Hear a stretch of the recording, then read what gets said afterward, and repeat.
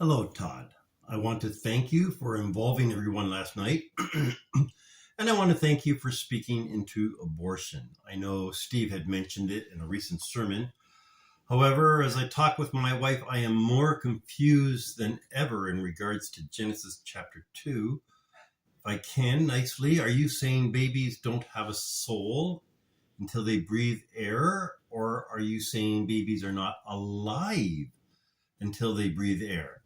And if I may gently, I would also like to get your thoughts on these two scriptures. First passage, which you already alluded to, Genesis chapter 9. Everything that lives and moves about will be food for you, just as I gave you the green plants. Now I give you everything, but you must not eat the flesh that has lifeblood still in it.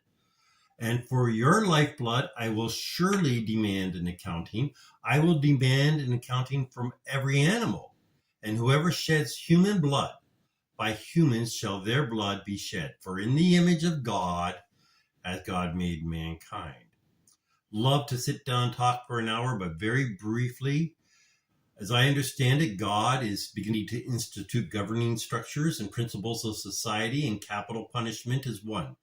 And I don't pretend to have all the answers, but God says life is in the blood. You will recall that when Cain murdered his brother, God said, Abel's blood cries to me from the ground. The question has never been about breath. It's only about life, and it's about blood. Second scripture from the second book of the Bible.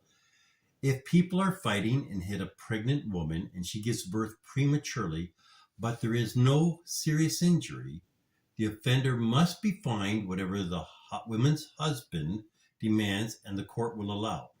But if there is serious injury, you are to take life for life. God says if the baby lives, the man lives. If the unborn baby dies, God says that man dies. There is no wiggle room. It's very black and white. God is totally consistent with his previous commandment in Genesis.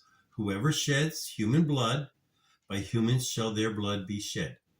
God never, you know this, God never calls for the death penalty in regards to an injury.